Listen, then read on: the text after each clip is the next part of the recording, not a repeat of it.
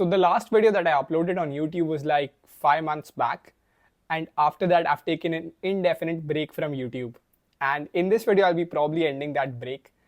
And I'll be telling you exactly what has happened with me in the last 5 months and why I have resigned from the two jobs that I joined. So I'll start with my first job, which was that of a product analyst at media.net. And I was super excited about the role because product is something that aligns with my own interests. And the first few days were like super exciting as well. It was all about inductions, orientations, briefing me about the roles, trainings, and meeting a lot of people, right? In the first few days, I got a lot of company merchandises, got my company laptop, and made a ton of friends, right? But moreover, talking about the company, so the best part was not all of this, but the work culture and the seniors. Like the work culture is really, really flexible. You get to work remotely for some days, and you can come by 11 or maybe by 10:30. Like the timings are very relaxed. You just have to get your tasks done, and that's it, right?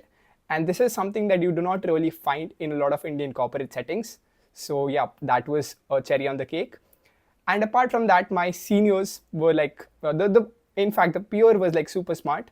Most of my seniors came from top B schools. It was either the IIMs or the ISP. My manager himself was an ex PM at Google. So yes, the learning curve there was like really, really massive. Now all of this makes the job sound very dreamy and very well settling, and it surely was, because the flexibility and the kind of role I was given, it really supported someone like me who fosters creativity a lot, right? But why did I resign then, right? And first of all, let me tell you, it was not an impulsive decision. I vividly remember one day I was contemplating about my own aspirations. I wanted to do something of my own. मतलब इतनी clarity मेरे में काफ़ी पहले से थी कि मेरे को खुद का कुछ करना है. And this is one of the biggest reasons why you see me making videos on YouTube, right? So, yep, I was thinking about it, and I was constantly thinking ki in the long term, what my role will look like at media.net. Now, media.net is an ad tech company, right? And my role actually revolved around making the ads and managing the ads through generative AI, and then automating it using N8N to mass produce them, right? So अब क्योंकि मेरे को business बनाने में interest था, so there was nothing that was complementing, or there was nothing that I was learning about making a business. So actually a role like that of business development role or a business analyst role would have suited me better, where I would have learned about how to make sales funnel, or how to monetize a existing community or something like that, right? Probably a growth role. So I started thinking about it, and I came up in the conclusion that in the long term I might not be a right candidate or a right fit for the company. And that was a big reason. And the second reason was that since my role revolved so much around generative AI, it was getting very tiring. AI in general is a very ever changing niche, it's a very fast paced niche, and I had to keep up with every update that was happening in the generative AI space.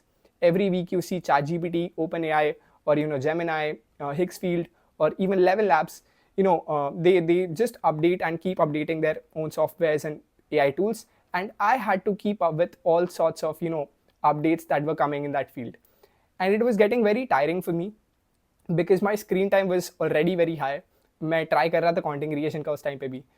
तो all of this was getting out of hand, and my health started deteriorating a lot, right? I started putting in a lot of weight. So that's when I thought of resigning from the company. So yes, I transitioned out and exit from that role, and my mom was kind of sad about it. She didn't want me to leave the job, but yeah, I somehow convinced her that I was not really the right fit for the role. And yes, then I started searching for a lot of complementary roles that were growth roles in Bombay. Yeah, Bombay is something that I prefer. You can't if I shift cities, then I've got a roomie who will make noise, and then content creation will go for a toss, right? So anyways, I started applying for a lot of growth roles into fintech companies, got a lot of rejections, but finally got selected into a B2B SaaS company. And the opportunity was very, very exciting because they were launching their brand new platform. It was a matchmaking platform between the Indian MSMEs and the SaaS companies, and not the bigger SaaS companies like Tally, Oracle, or SAP, but the emerging SaaS companies in the Indian space included Vyapar or UB and other fintech startups, right? And it was a 0 to 1 kind of a role, right? So I was actually learning how to build a business from the very scratch, right? How to find PMFs, how to consultative onboard people, how the sales funnels are working, right? Because I was actually meeting the sales heads and the CFOs of a lot of emerging fintech startups. So yep, it was something that was actually complementing about learning about the things that aligned with my interests. Although the learning curve here was very, very exponential, but things started to get very hectic for me. A growth role at a matchmaking platform can be very, very tiring because you're actually targeting two ICPs. First is the vendors, that is the SaaS companies in my case, and second is the customers, which is the Indian MSMEs again. So, yep, targeting both of them was a tedious task. And since it was a 0 to 1 role, so I had to wear multiple hats, right? I was the one who was making pitch decks for vendor onboarding. I was doing the digital marketing and the performance marketing thing, maintaining your cadence on social media platforms, and coming up with the GTM strategies also, right? So managing all of these all together was getting very, very tiring. And on top of it, my office was in Santa Cruz, and it was taking me like 2 hours to commute from each side. I used to leave at 8, reach the office by 10. 10 to 6 was the working hours, and then 6, say again, I had to commute for 2 hours straight in the Bombay traffic, and then I used to come back home by 8. So my whole life is constantly revolving around that job. I did not have a space to do anything else, and yep, like it was taking a toll on my health as well. I was constantly gaining a lot of weight, and apart from all of this, my content creation and my entrepreneurial ventures were going for a toss. Like I have put in 2 years of straight work to make the ball roll on the digital platforms, and if I'm not putting out content for 4 months straight, I am doing grave injustice with the hard work that I've done, right? So that was something that was constantly going in my head.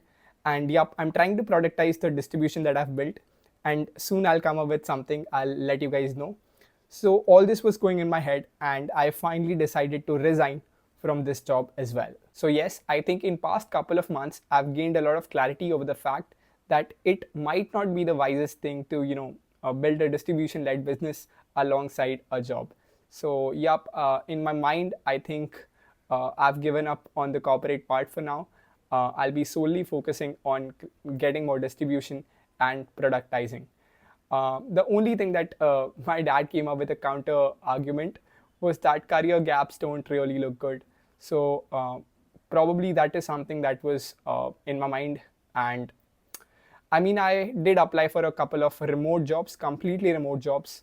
There's some good companies, Browser Stack, usme I did not get shortlisted. And there are few more companies where I do have a shot. But I'm equally unsure whether to join them or not. And yep, that is the thing in my mind. But I will lay a lot more emphasis on, just expanding the distribution and coming up with a product. So, yep, that was all about the video, and see you in the next one.